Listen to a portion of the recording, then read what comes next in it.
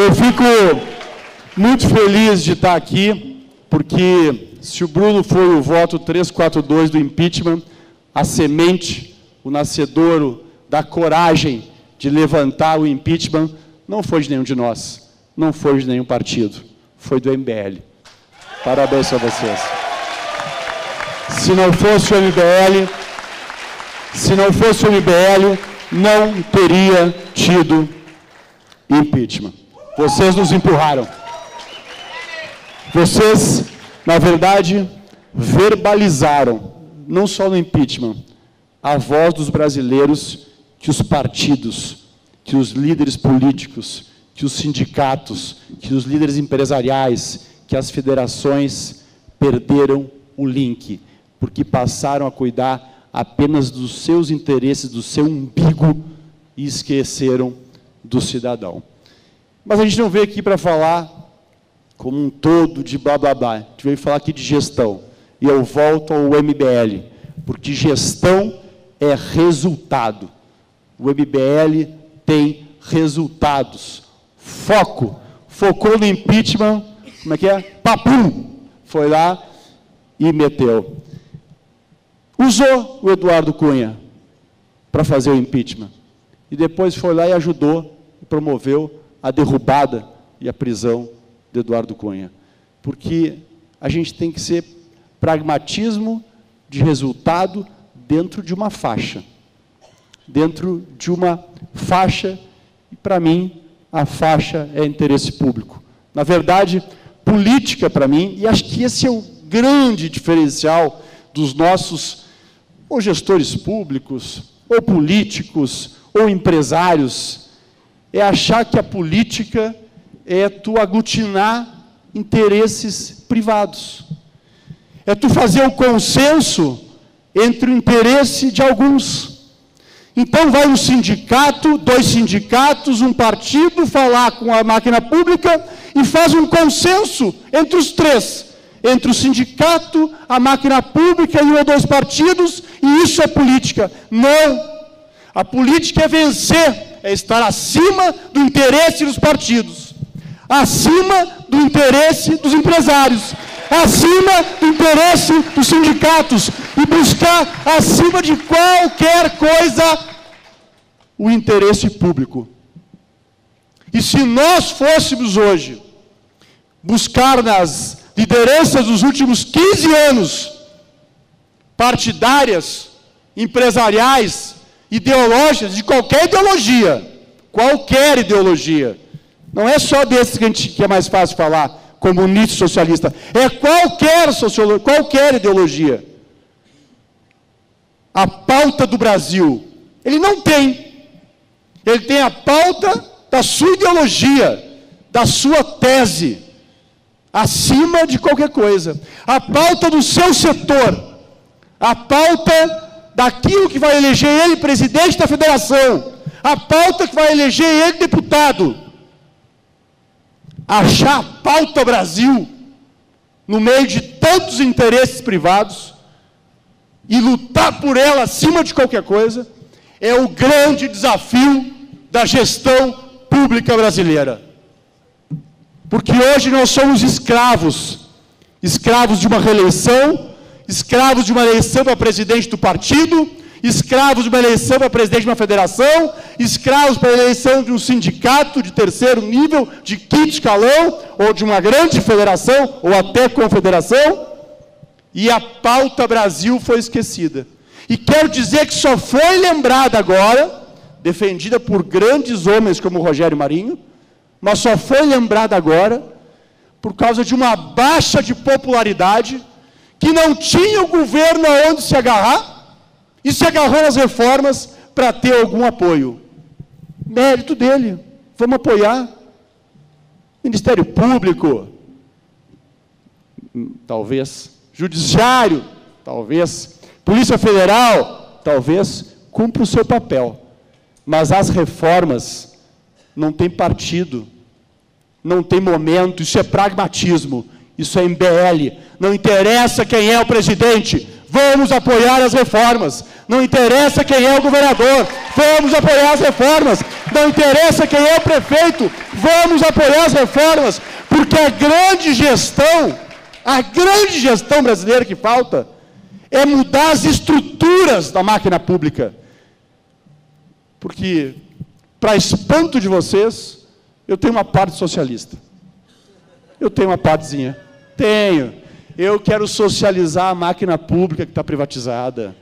Tem que socializar a máquina pública. A máquina pública está na mão privada de meia dúzia de sindicatos e partidos. E eu sou liberal. Mas olha só, vamos reconhecer aqui, pessoal, liberal na economia. Não tem país do mundo sem Estado, sem a coisa pública. Não tem. A força, dito pelo professor de política de Harvard, a força da coisa pública para ajudar ou para atrapalhar no mundo, ela é gigantesca. A sociedade não pode abrir mão de mudar a estrutura da máquina pública. Porque se nós estamos na falência hoje, foi que a primeira coisa que faliu foi a coisa pública. Em nível municipal, estadual, federal, levou para a economia, levou para a área social, levou para todo o resto. E isso, quando dizem, tem que rever o pacto federativo, tirar dinheiro do governo federal e botar os municípios. Não, pelo amor de Deus, estou quebrado em Porto Alegre. Não pago salário, não pago fornecedores, mas se botar dinheiro, ele vai de novo para a despesa de pessoal que vai crescer. Tem que arrumar estrutura, isso é gestão. Tem que arrumar estrutura. A lei de responsabilidade fiscal foi jogada no lixo e Porto Alegre gasta 52% do seu dinheiro com pessoal. Tem o maior salário dos professores do Brasil e um dos piores IDEBs do Brasil. Dos piores IDEBs. Porque na máquina pública tinha uma legislação que professor tinha reunião pedagógica todas as quintas-feiras, às 10 da manhã. E todos os alunos de 6, 7, 8, 9, 10 anos iam para a rua às 10 da manhã. E de tarde idem, todas as quintas-feiras do ano.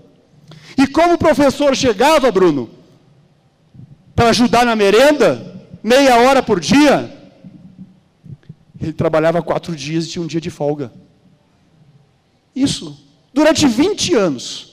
A imprensa não viu, os empresários não viram, e por isso que 91% dos alunos das escolas municipais de Porto Alegre, 91%, acabam o ensino fundamental sem ter as noções mínimas de matemática.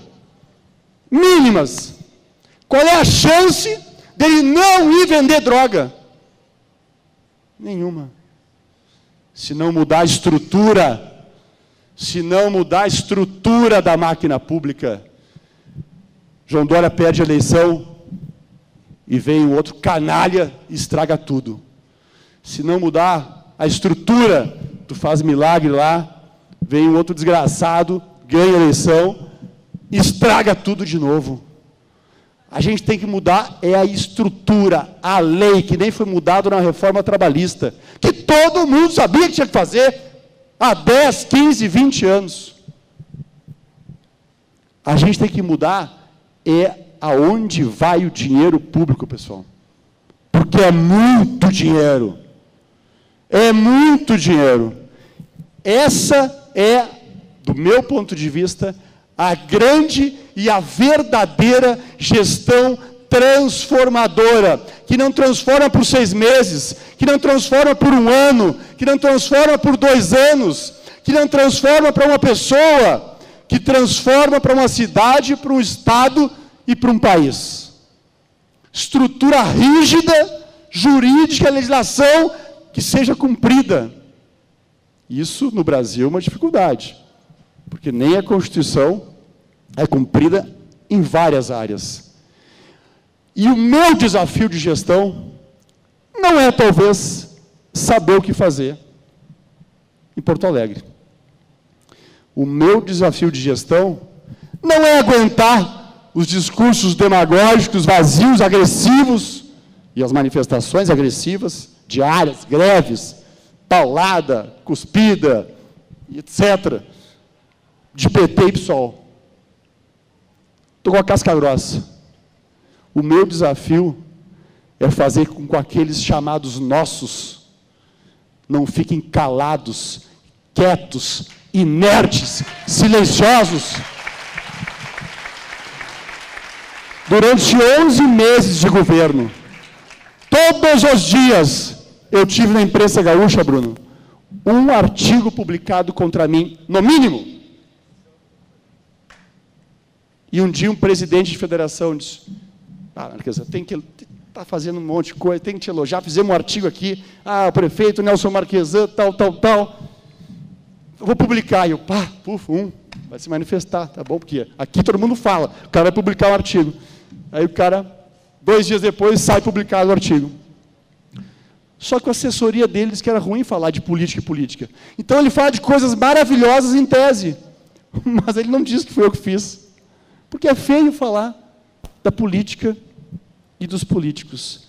Esta inércia e esta capacidade que uma parte dos nossos partidos, que não são PT e PSOL, as pessoas que a gente tem relação, a capacidade que se tem de focar nos 3% de divergência, nos 5% de divergência, e nos 10% de divergência que seja, e não pegar o essencial da máquina e mudar através de estrutura jurídica e ficar debatendo, com uma efetividade zero.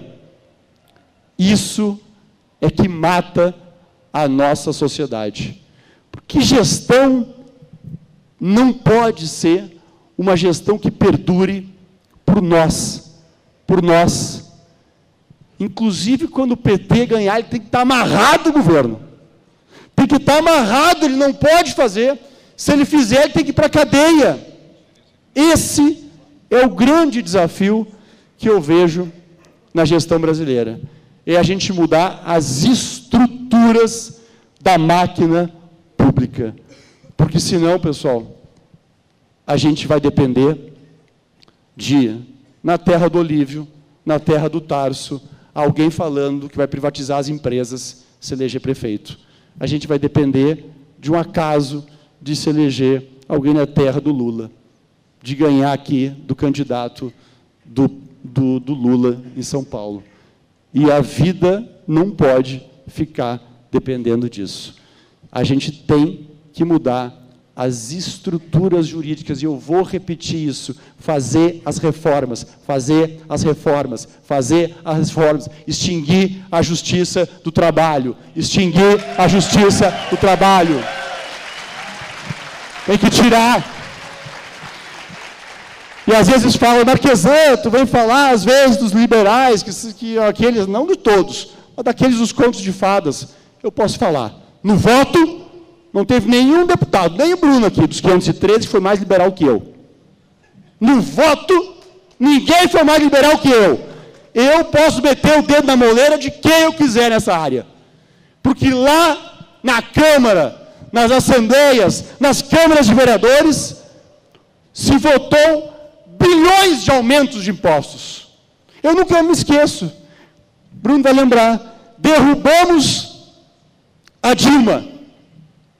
Na outra semana, Dória, nós votamos 12 projetos. 12 projetos que aumentavam em um ano 3 bilhões as despesas de pessoal. E eu fui para a tribuna perguntar se algum deputado ou algum assessor tinha lido não um projeto, não um artigo, mas uma linha daquelas reformas de carreiras que se estava votando. E a gente votou a reforma de 12 carreiras, com um aumento de 3 bilhões da máquina, que nunca mais vai diminuir. Porque aumento de despesa de pessoal, tu não diminui, tu não retrocede. E os liberais foram lá e votaram a favor da despesa. Porque para dizer sim, está todo mundo louco. Está todo mundo querendo aparecer. Eu digo sim, eu voto sim. Eu votei pelo delegado, eu votei pelo juiz, eu votei pela justiça, eu votei por não sei quem. Toda vez Toda vez que se vota sim com dinheiro público, está se votando não para alguém. Isso é uma decisão. E quem é que está sempre lá, Bruno, na Câmara Federal? Quem é que está sempre na Câmara Municipal? Quem é que está sempre na Assembleia? Quem tem dinheiro e autorização para não trabalhar? Sindicalista, grevista. Vinculados 90% a 2 partidos ou 3 partidos. E aqui entre nós, parlamentar é cagão. Tem 50 berrando e ele diz que é a sociedade que está lá.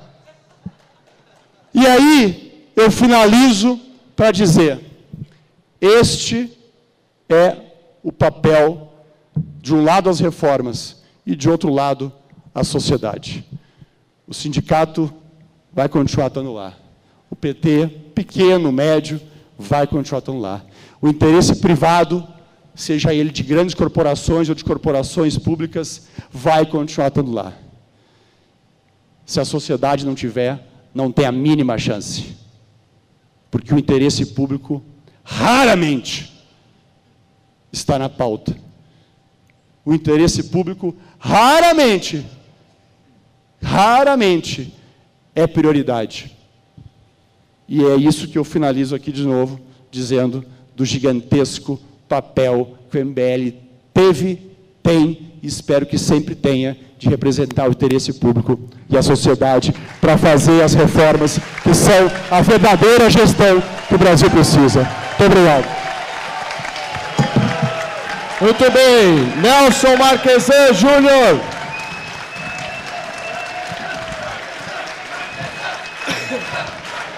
Aê, Marquesan.